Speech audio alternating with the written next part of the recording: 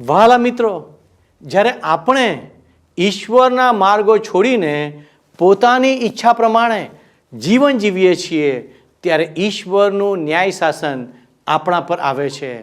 તમારું જીવન કયા માર્ગ પર આગળ વધી રહ્યું છે? ઈશ્વરના કે તમારા પોતાના?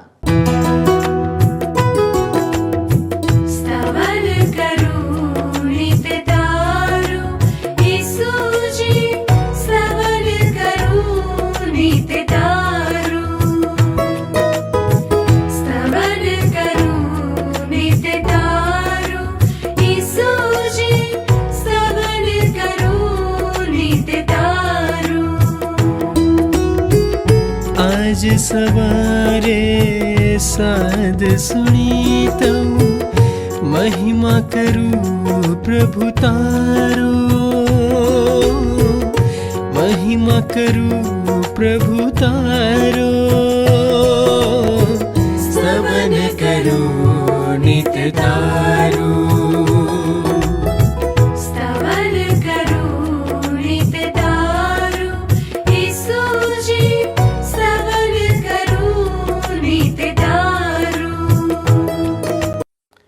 પ્રિય મિત્રો, સ્તવન કાર્યક્રમમાં આપ સર્વનું હું હાર્દિક સ્વાગત કરું છું.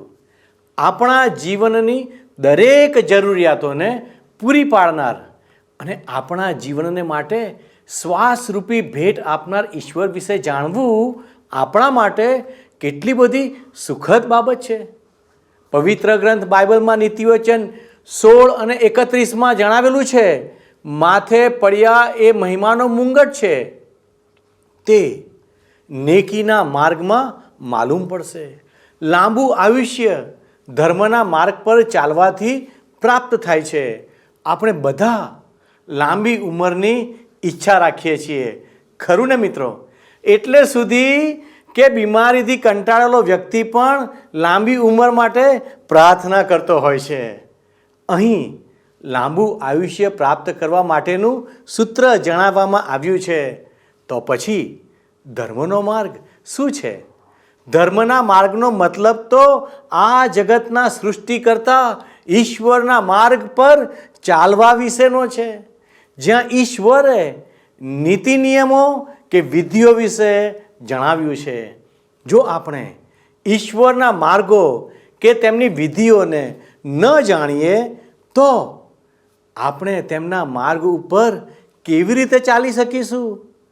અગાઉ કરેલ અભ્યાસમાં આપણે ન્યાયાધીશોના પુસ્તકોનો અભ્યાસ કરતા ઇઝરાયેલી પ્રજાના જીવન દ્વારા જીવનના કડવા સત્યો વિશે જાણી શક્યા. આજથી આપણે 7 દિવસ સુધી બાઇબલમાંથી રૂથના પુસ્તક દ્વારા એક કુટુંબ વિશે અભ્યાસ કરતા જાણીશું કે ઈશ્વરના માર્ગમાં ન ચાલવાથી શું થઈ શકે છે અને સાચી પસંદગી દ્વારા પુનઃ કેવી રીતે આશીર્વાદ પ્રાપ્ત કરી શકાય. તો વહાલા દર્શક મિત્રો, ચાલો આજના અભ્યાસમાં આગળ વધીએ.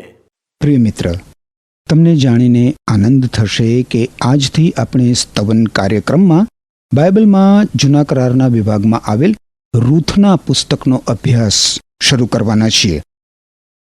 પહેલી જ કલમ તમે જુઓ મિત્ર, તો લખ્યું છે, હવે ન્યાયાધીશોનો ન્યાય કરતા હતા તે વખતે એવું બન્યું કે દેશમાં દુકાળ પડ્યો, તેથી બેથલેહેમ યહૂદિયાનો એક માણસ તેની સ્ત્રી તથા તેના 2 પુત્રોને લઈને મોઆબ દેશમાં જઈ વસ્યો. હવે એ રૂથના પુસ્તકની પ્રથમ કલમમાં જ મિત્ર ઘણી બધી બાબતોનો સમાવેશ થયેલો છે. હકીકતમાં તો એ કોઈ વર્તમાન પત્રના અહેવાલ જેવું છે. વર્તમાન પત્રમાં કોઈ અહેવાલની પ્રથમ લીટીમાં જ ઘણી બધી બાબતોની માહિતી આપવામાં આવી હોય છે. ક્યારેક તો પ્રથમ લીટી જ આખે આખો જાણે કે એક ફકરો હોય, એમાં જે કંઈ ઘટના ઘટી હોય એ ઘટના ક્યાં બની એ ઘટના ક્યારે બની તે અને એ ઘટના કેવી રીતે બની એનું વર્ણન કરવામાં આવ્યું હોય છે. હવે હકીકતમાં આપણે જોઈએ તો ઈશ્વરનો પવિત્ર આત્મા એક અદ્ભુત અહેવાલ આપનાર સમાન છે, અને એટલે જ પવિત્ર આત્મા આ પ્રથમ કલમમાં જ જે ઘટના બની છે તેનું સ્થાન અને સમય દર્શાવે છે. સમય છે જ્યારે ન્યાયાધીશો ન્યાય કરતા હતા ત્યારે, અને એ સમય તો કેટલો બધો અંધકાર ભર્યો હતો મિત્ર. એક રીતે જોઈએ તો ઇઝરાયેલી પ્રજાના ઇતિહાસમાં એ તો સૌથી વધારે કાળા દિવસો હતા.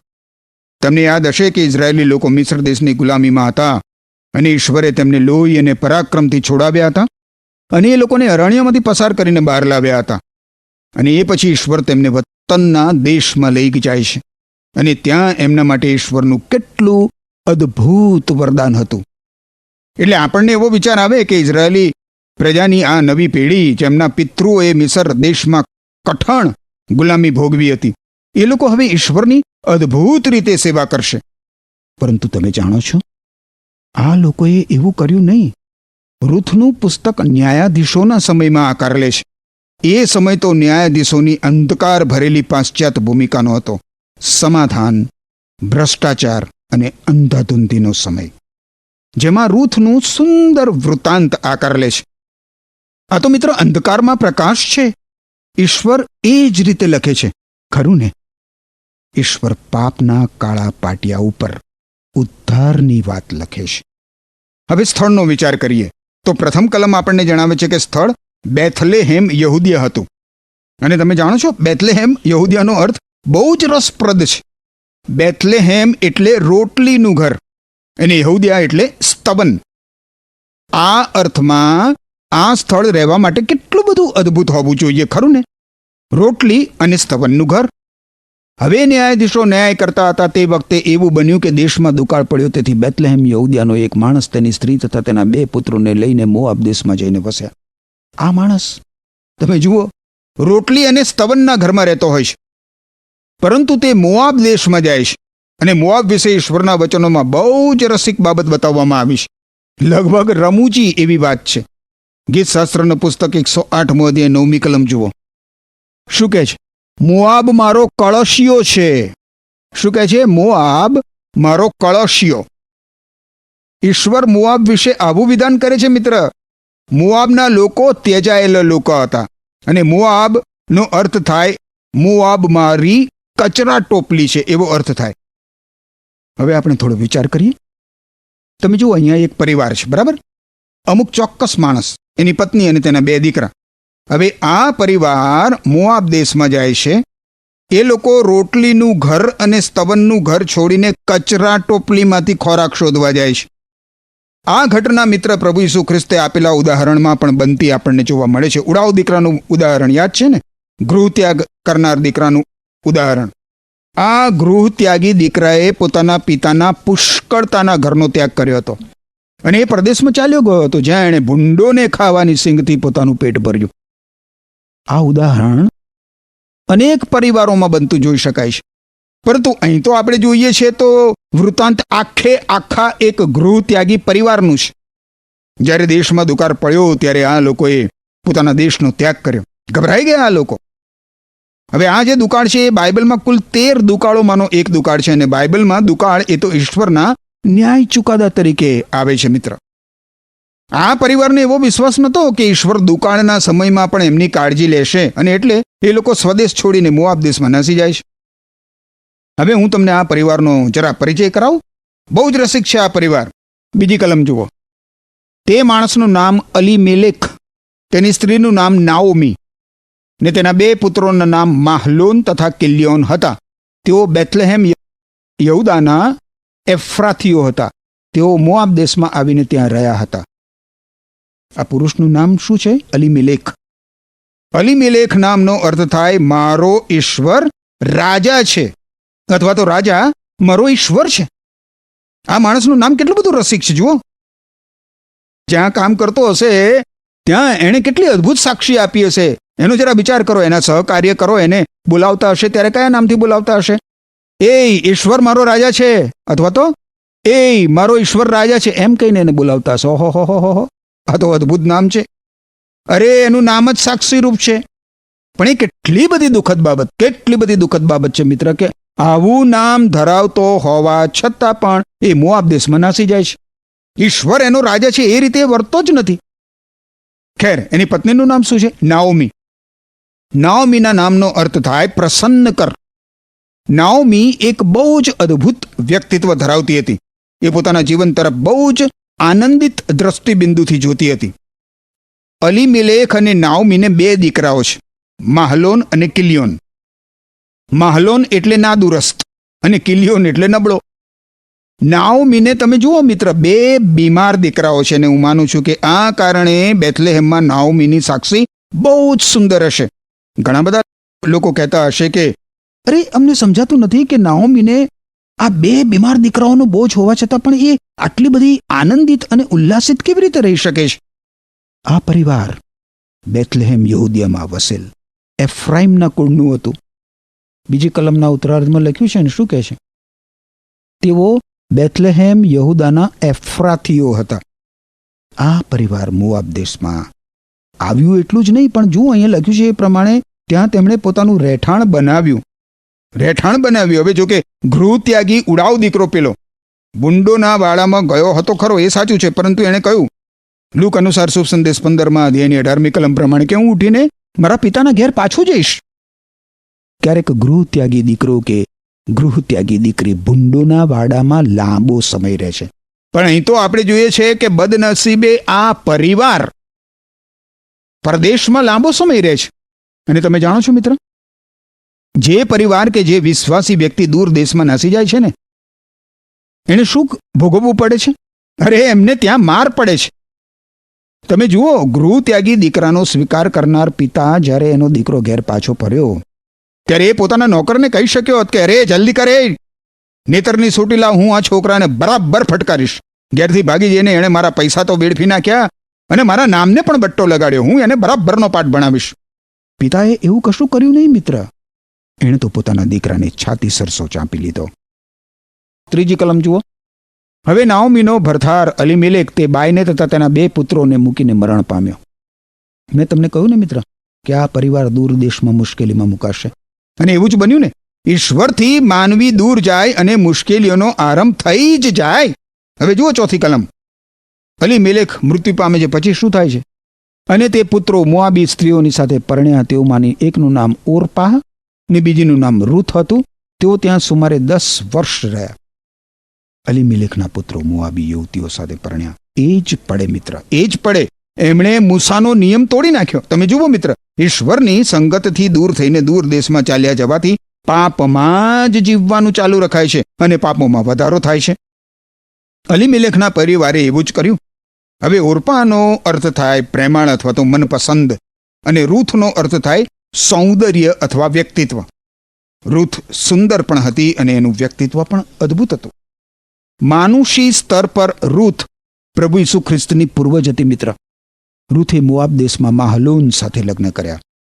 હવે આ ગૃહત્યાગી પરિવાર દૂર દેશમાં છે. એમના જીવનમાં મુશ્કેલી આવવાની શરૂઆત થઈ ગઈ છે અને હજુ વધારે તકલીફો આવશે. તમે જુઓ 5મી કલમ. પછી માહલોન તથા કિલ્યોન બંને મરણ પામ્યા. એમ પેલી બાઈને તેના 2 પુત્રો તથા તેનો ભરથાર એકલી મૂકી ગયા. જોયું, નાઓમીના 2 નબળા ના દુરસ્ત દીકરા આખરે મરણ પામ્યા. નાઓમીનો આખો પરિવાર ખતમ થઈ ગયો. એની પાસે રહી ગઈ માત્ર વિદેશની 2 પુત્રવધુઓ. ગૃહ ત્યાગી પરિવારને ગૃહ ત્યાગી દીકરાની જેમ જ દૂર દેશમાં શિક્ષા થઈ. 6ઠ્ઠી કલમ શું કહે છે? આથી તે પોતાની પુત્રવધુઓની સાથે મોઆબ દેશમાંથી પાછી પોતાના વતન જવા સારું તૈયાર થઈ, કેમ કે તેણે મોઆબ દેશમાં સાંભળ્યું હતું કે યહોવાએ પોતાના લોકોની ખબર લીધી છે, એટલે કે તેઓને અન્ન આપ્યું છે. વચનના દેશમાં દુકાળનો સમય પૂરો થયો અને બેથલેહેમમાં ફરીથી ખોરાક ઉપલબ્ધ થયો. એટલે નાઓમી પોતાની ઘેર પાછી ફરવા માંગે છે. ગૃહ ત્યાગી પરિવાર અને ગૃહ ત્યાગી દીકરો અવશ્ય પોતાના પિતાના ઘેર પાછા ફરવાની ઝંખના રાખશે જ મિત્ર. જો તેઓ પોતાના પિતાના ઘેર ફરવાની ઝંખના રાખે નહીં તો એ લોકો ખરેખર પિતાના બાળકો જ નથી. ઉડાવ દીકરો ભૂંડોના વાડામાં સુખી હતો નહીં. એને ભૂંડોના વાડા માટે ઉત્પન્ન કરવામાં આવ્યો નહોતો. એનો સ્વભાવ ભૂંડ જેવો નહોતો. એનો સ્વભાવ તો પિતા જેવો હતો. અને આખરે એ પુકારી ઉઠે છે કે હું ઉઠીને મારા પિતાના ઘેર પાછો ફરીશ. અને એટલે નાઓમીના પરિવારે પોતાના ઘેર પાછા ફરવું જ જોઈએ. આખરે નાઓમી કહે છે કે તે બેથલેહેમ યહૂદિયા પાછી ફરશે. 7મી કલમ જુઓ. જે જગ્યાએ તે રહેતી હતી ત્યાંથી તે તથા તેની સાથે તેની 2 પુત્રવધુઓ ચાલી નીકળી અને તેઓ યહૂદા દેશમાં પાછા જવા સારું રસ્તે પડી. હવે નાઓમી પોતાની પુત્રવધુઓને હકીકતથી વાકેફ કરશે. મોઆબીઓ અને ઇઝરાયેલીઓ વચ્ચે કોઈ સામ્યતા નથી મિત્ર.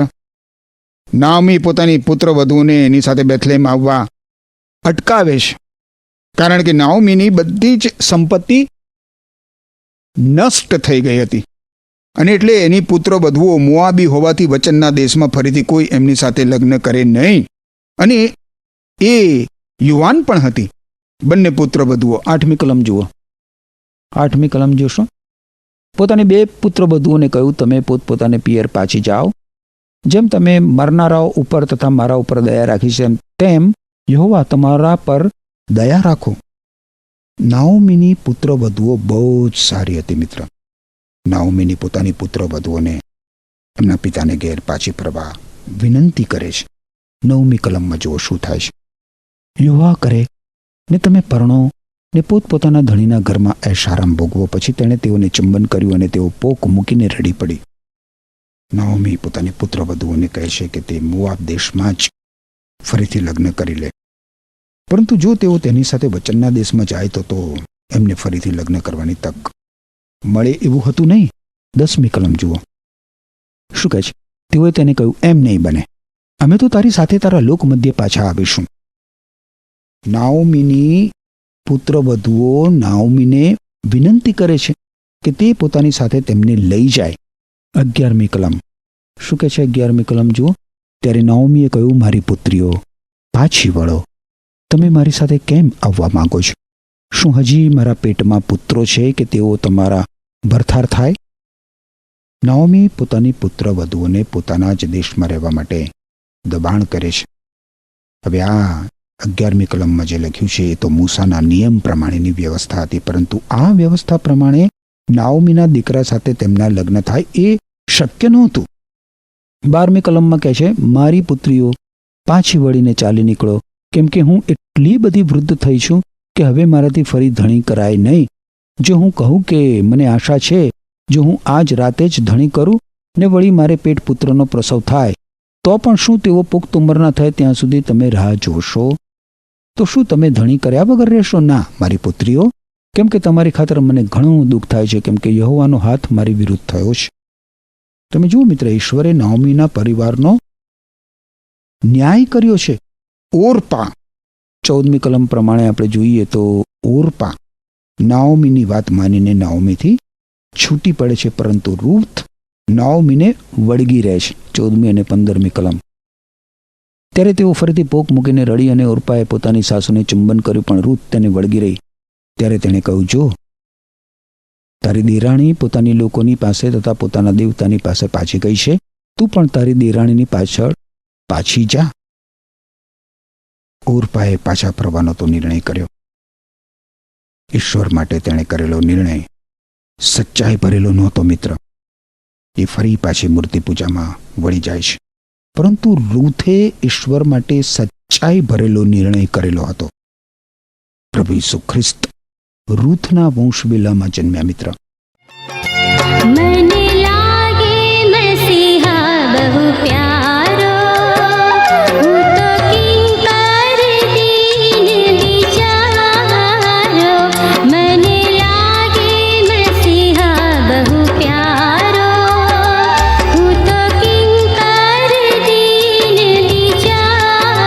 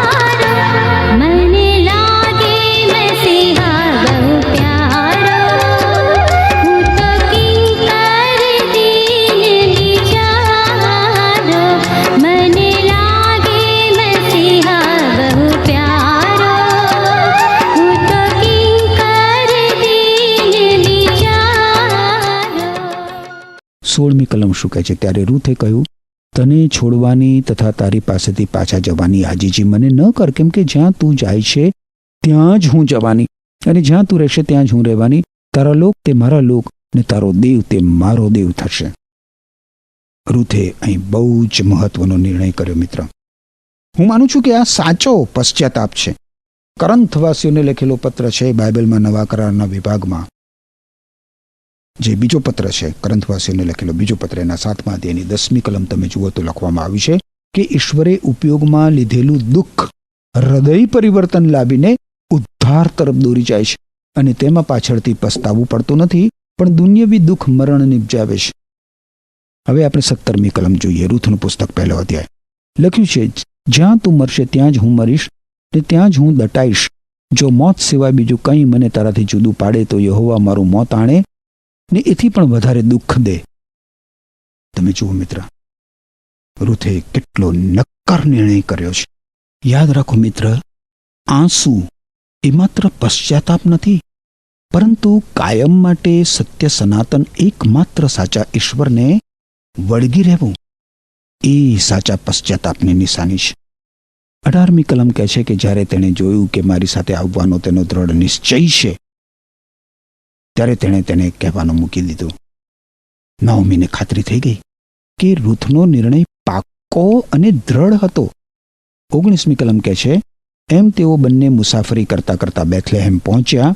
તેઓ બેથલેહેમ આવ્યા ત્યારે એમ થયું કે આખા નગરના લોકોને તેની પ્રત્યે દિલસૂજી ઉત્પન્ન થઈ, અને ત્યાંની સ્ત્રીઓએ પૂછ્યું કે શું આ નાઓમી છે? નાઓમી અને રૂથ હવે પોતાના વતનમાં પાછા ફર્યા છે. ગૃહ ત્યાગી પરિવાર હવે ઘેર પાછું વળ્યું છે.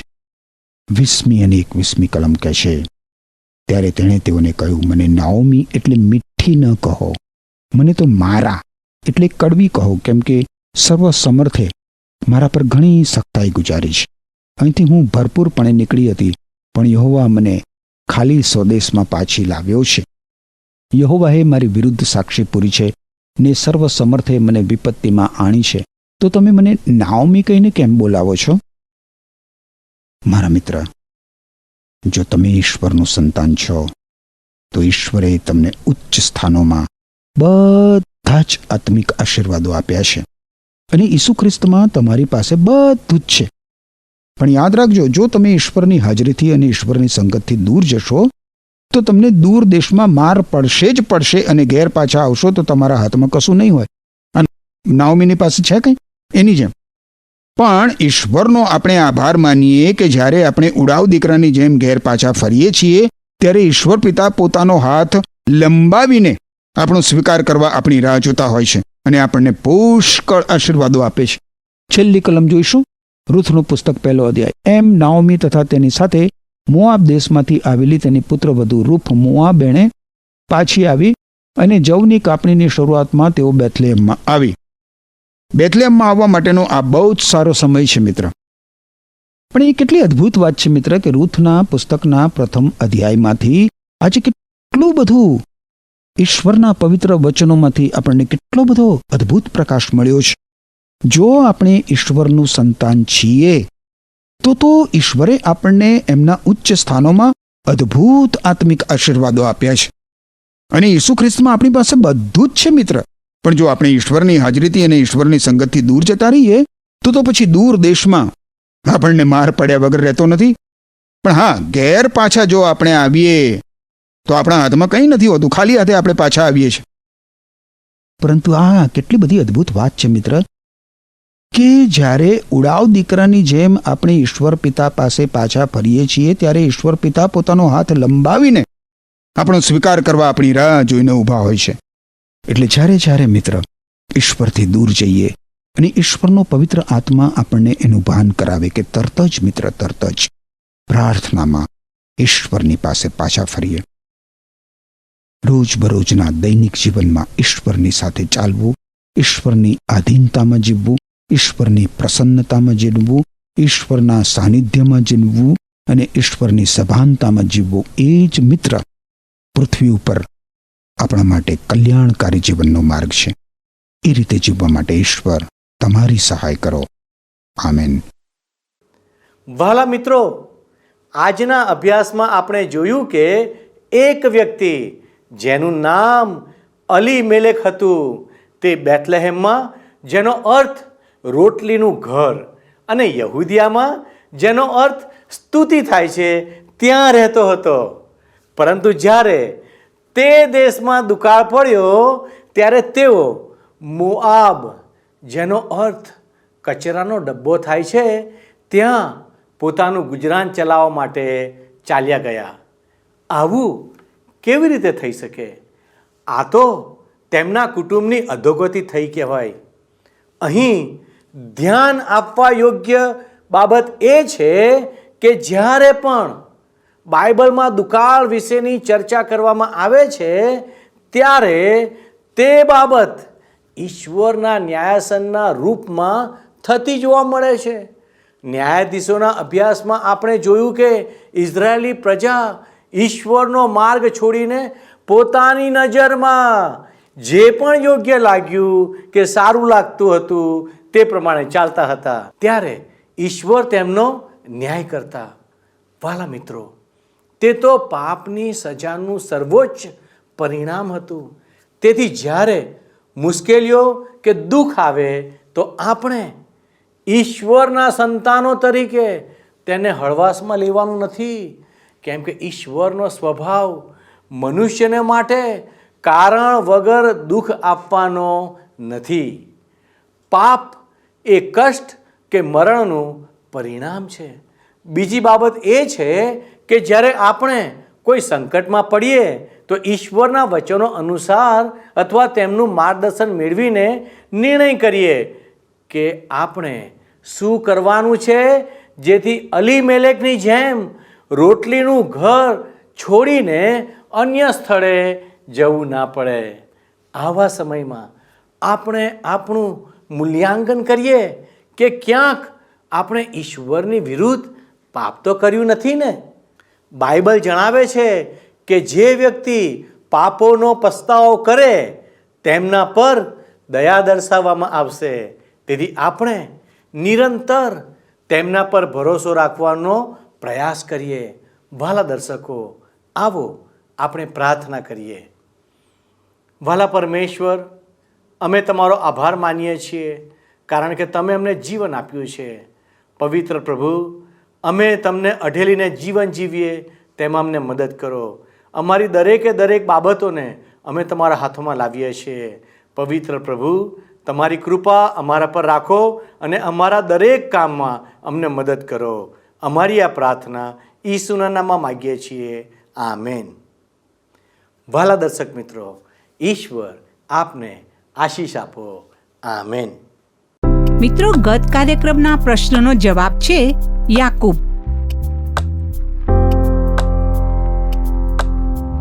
આજનો પ્રશ્ન છે, નાઓમીની સાથે કઈ સ્ત્રી બેથલેહેમ પાછી આવી?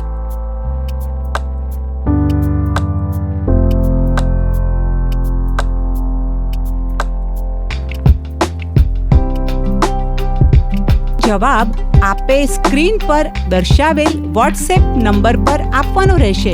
કાર્યક્રમ દરમિયાન પૂછેલા પ્રશ્નનો સાચો જવાબ આપનાર વિજેતાઓના નામ દર મહિનાના પ્રથમ સોમવારે જાહેર કરવામાં આવશે.